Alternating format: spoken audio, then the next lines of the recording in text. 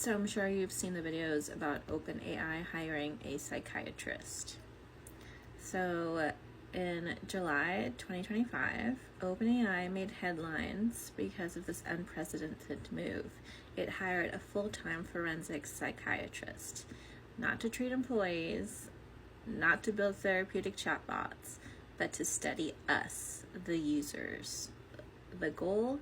To better understand how emotionally and psychologically vulnerable people respond to large language models like ChatGPT. This signals a major shift in how we think about artificial intelligence. No longer is AI just a tool, it's a mirror we talk to, rely on, sometimes confide in, often without fully grasping how it's shaping us in return. The moment isn't just about responsible tech governance, it's a wake-up call about the feedback loop between human consciousness and machine response, what I call the self-awareness loop. At its core, the self-awareness loop is a phenomenon in which a user's perception of themselves is altered by their interaction with AI, which in turn feeds back into how the AI responds, thus reinforcing or distorting the user's internal reality. Imagine a teenager asking ChatGPT if they're lovable, or a lonely adult asking whether their conspiracy fears are valid, on a depressed user talking to a chatbot at 2 a.m. about death. In those moments, the AI doesn't just provide awareness, it reflects assumptions, language, and tone back to the user. The model's outputs are shaped by the user's inputs, which are shaped by the user's state of mind, which are then reinforced by the model's response, and so on. This is the self-awareness loop in action, AI responding to us as we are while subtly altering who we become. This loop isn't just philosophical, it has consequences. Earlier this year, several cases were reported of what some experts now call ChatGPT psychosis, a condition in which individuals, after prolonged engagement with AI models, began exhibiting signs of delusional thinking, paranoia, or dependency. These weren't just fringe incidents. They prompted OpenAI to bring in a forensic psychiatrist, a mental health expert trained to evaluate cognition, behavior, and risk in complex social environments. The psychiatrist's job is to help answer urgent questions. Can AI inadvertently reinforce delusions? What happens when someone in a fragile mental state believes AI is talking directly to them?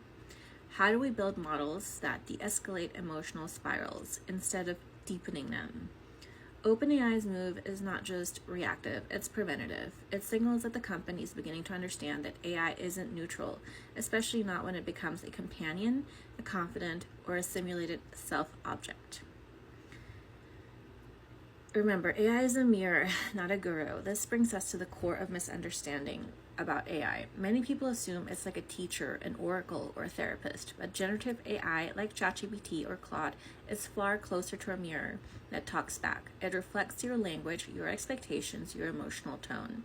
When you're confident, it affirms. When you're anxious, it mirrors uncertainty. When you're spiraling, it might unintentionally validate your narrative. That's why emotionally charged interactions with AI can feel like a hall of mirrors, each response refracting the last until it's hard to tell what's real anymore. The psychiatrist's hire represents something deeper, the beginning of emotional regulation within the AI-human loop.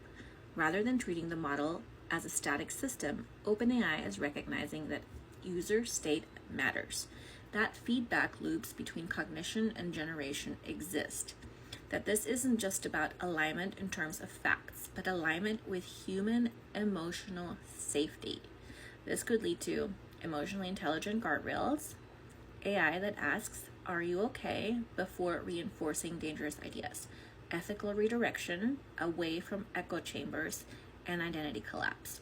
Collaborative research with psychologists and neuroscientists to define emotional alignment. In short, we may be witnessing the birth of AI co-regulation, a new layer of intelligence focused not just on words, but on impact. So, as AI becomes a mirror with consequences, we are entering a new era. Not where AI is conscious, but where our relationship to AI demands consciousness of self. The models don't know who you are, but they do reflect what you think you are, and what they reflect back can change you. The self-awareness loop is no longer just a curiosity for philosophers. It is now a frontier for mental health, design ethics, and a regulatory action. OpenAI hiring a psychiatrist might seem like a PR move. It's not. It's an admission. Our models aren't just generating words, they're participating in people's realities, and those realities are fragile. Now more than ever, we must bring attention, transparency, and emotional intelligence into how we design and use the mirrors we build.